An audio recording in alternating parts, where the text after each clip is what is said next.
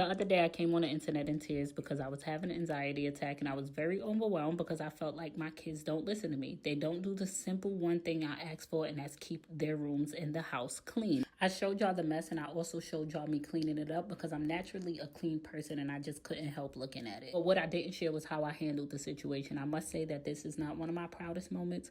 When you hear this, I know I'm going to be called every horrible mother in the world and all these other things, but I will tell you during this moment, I was overwhelmed, I was stressed, I was tired, and most importantly, I was fed up. Normally, I'm very mindful of the way I talk to my kids and the things I say to them, but I wanted them to feel my pain. I came to them in my rawest, most hurtful moment, and I wanted them to see how bad it was hurting me that they wouldn't respect just my one wish of keeping things clean.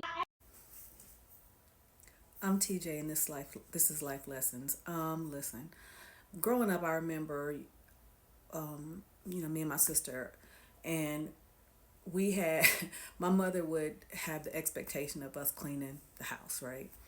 And before there was this gentle parenting, there were a couple of times, especially as teenagers, that we did what many teenagers do because many teenagers are lazy.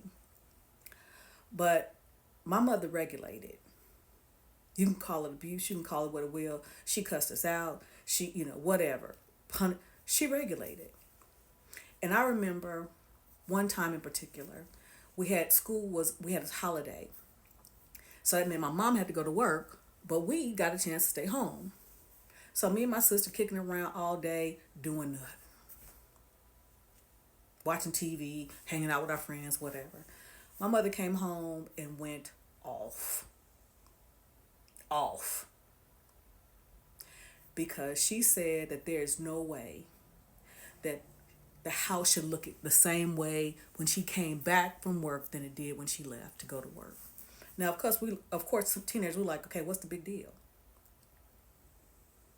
It wasn't until I got older that I understood exactly what she meant. Exactly. Not only before I became a mother, but also when I, had roommates or whatever. So as much as we resisted that, the lesson was being had. But see, here's another thing. We didn't get everything we wanted. And that again is where we messed up with y'all. But see, I wasn't all the way stupid with it. I wasn't all the way stupid with it because see, my daughter, she was doing chores and her own laundry early on. She had her first job at 14. She had chores around that house. Her main job was to go to school and get good grades, but you had work to do up in my house too.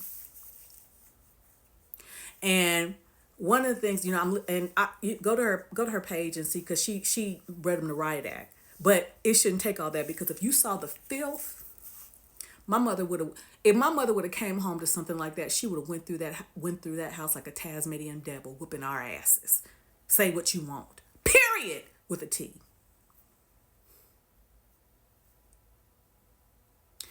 I love my dogs. Okay, our first dog was a miniature schnauzer. And my daughter was 9.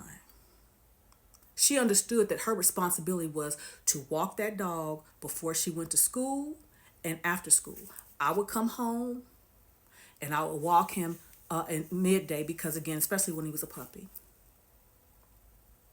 She understood that was the requirement. Okay. She started to slack off with that for a dog she begged me for. Begged me for. I mentioned to her maybe once or twice. One day she came home, Bradley wasn't there. Now, I just took him across the street to our friend's house, but I told her I took him back to the breeder that we got him from. Oh, how she wailed. Wailed. We didn't have to have that conversation again. Also, because my daughter was privileged, her father and I would take stuff away from her, and she knew that. She'd come home and we beat and gave it to somebody else. Don't play with me.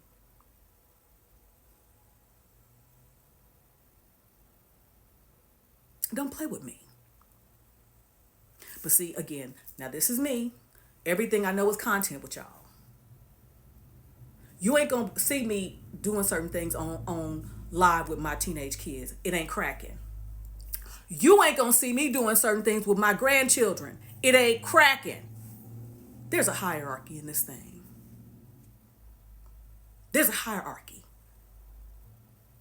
And because they may not respect the hierarchy, that's why you have the results you get. Now listen, I understand that was a month ago. But see, that kind of behavior that we saw, oh, that ain't a one-off. That ain't a one-off. I'm just saying. And it's so funny because, again, my daughter is OCD about her stuff. About her, we're married and grown and on our own with child. Again, it's the standard that was being set. Even when we had a dog, you come to my house, it wouldn't smell like dog. I had rules. Now, I'm not going to say I didn't have to cuss somebody out sometimes, and maybe I shouldn't have cussed my daughter out sometimes, but I did. Did I apologize? I did. But I meant business. I'll be damned. Because I watched the reaction, and I don't know if they were scared or whatever. Because see, I do know at some point as teenagers, they present, but they ain't listening. It's like, wonk, wonk, wonk. They don't give a shit. But that's why I say, I was afraid of my mama. I was afraid of my mama. My daughter was afraid of me to a point, and I was okay with that. Meaning, it's important because, see, when you get to teenagers, because they about tall as that woman. Never get so comfortable that you think I can't break you down, figuratively and literally. That's where it's a nice, healthy dose of fear, respect, whatever you want to call it. Do that early, because they will test you. Those are my thoughts. What are yours? Take that with you.